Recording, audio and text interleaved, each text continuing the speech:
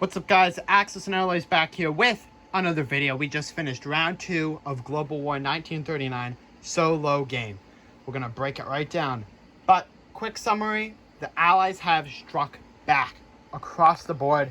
The Allies have really put a wrench in some of the plans. So let's get into it. First off, UK subs that were in 34 came down. They're going to be targeting the Grash Bay on the next turn if it does not move. You had the French boat take a French infantry that came from Normandy. It took Brazil, claiming that for the British. So now they're going to be able to hit Liberia and claim the rest of Brazil. That's going to be very important for them. So that way the UK can get some extra money here. Because all in total we got 4, 5, 6, 7, 8, 9 IPCs, 3 infantry right there. Moving on, the USA brought their Pacific Fleet over, except the destroyer from the Philippines, which is now in Hawaii. So that's going to be targeting the Germans. USA did not build anything. They are up to 23 on the rolls. You remember there was a lot of German subs out here, and the UK struck back. They sent their 2 destroyers and a French destroyer, lost 1 destroyer, took out the subs there, took out the other sub there. Canada building 2 destroyers. And we saw that the UK built a lot. 4 destroyers, a battleship, a carrier, and they landed a fighter on there from the convoy attacks. Germany played it really well at the beginning of their turn, taking out as much as they could. However, they have to now deal with a whole new British fleet. Moving on, we saw Germany really consolidate power. They took out some of the free French territories that were left here. And take Bulgaria. No, they already took Bulgaria, sorry. Help out Finland, moving troops around for Finland. But it was really just buying some units to reinforce after a destructive first round. They're going to be hitting Yugoslavia on the next round, in round 3, so that way they can start activating those neutrals, which they're activated, but they can't do anything because they need Yugoslavia to be out, and they need to be out with Russia. Russia's gearing up for an attack on Finland here, buying a lot of troops. The Soviets are planning on moving their navy out to sea. Not to mention the Soviets have moved their Novosibirsk forces over. We have Russia consolidating in the north. Japan had to pull back in China, pull back to their factory in Peking and then move their Dalian troops closer. Communist China moving out into their furthest, I guess it'd be east territory, and buying their 1 infantry. So now they're going to be able to start targeting these territories depending on what Japan does. Japan, they obviously are not in the best situation. China, as I thought they were. I thought they were in a decent spot, but a tactical bomber was sniped in Shantung, with 1 Chinese infantry being lost. And they don't have a very strong position. They need more infantry because they're going to keep losing veterans, and China has a couple solid stacks that they built up.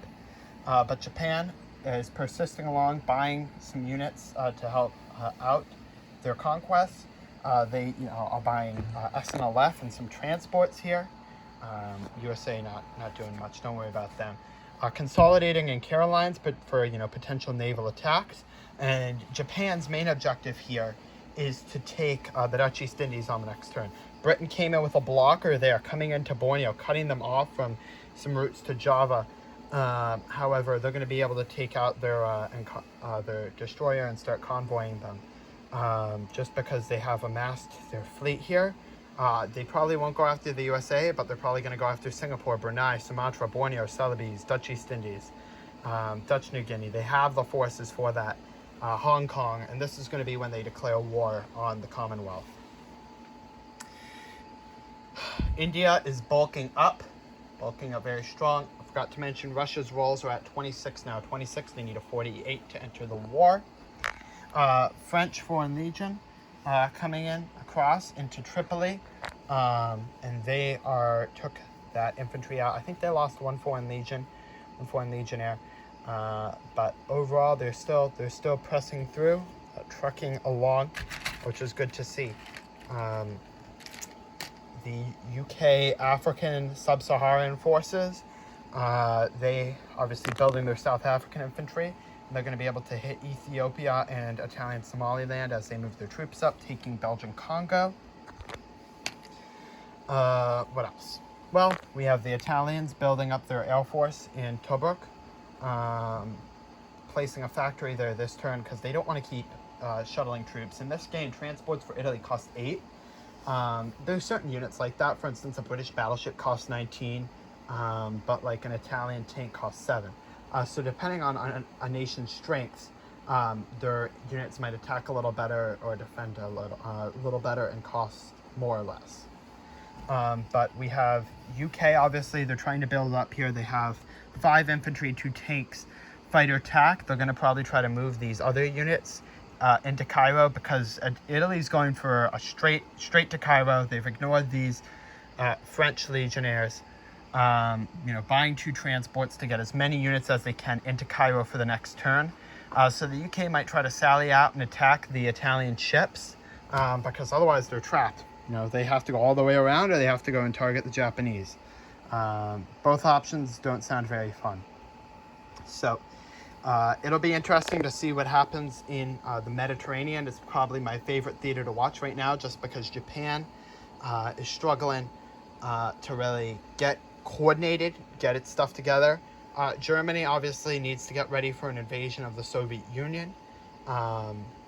They haven't bombed the UK yet just because they don't really want to raise USA income because it's already still pretty low.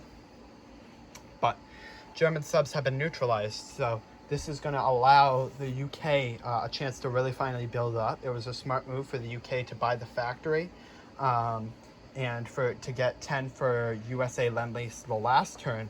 So now they could buy this really sizable fleet that the Germans can't even hit because they're not on a naval base right now. So this is going to allow them to clean up some stuff, get their act together. They might try to use the German subs, use them to their advantage. But I probably wouldn't right now because, you can send all the subs after, but you got planes that are going to scramble and destroyers that are coming in. So the tide is turning. The Allies have struck back, but that's going to be tested only with time as you have the Japanese ready mounting an attack in the Far East. And you have Germany, who's preparing for an invasion of the Soviet Union with Soviet forces concentrated in the north. The south is a really soft underbelly that they can exploit, and Italy's keeping the UK busy in Africa. So thank you all so much for viewing. Again, if I got any rules wrong, if you got any comments, suggestions, please let me know. Any videos you want to see in the future, but I hope you're enjoying this. I'm enjoying it as well. Incomes, Germany has 65, Japan 48, Russia 26, UK 44, FEC 31, Canada 16, ANZAC 23, UK South Africa 3, CCP 3, USA 42, but has 23 on the rolls, China 15, Italy 37. So I appreciate each and every one of you for watching, commenting, liking, sharing. This is the end of our round 2 video. So, proud to say Axis and Alloys, signing off.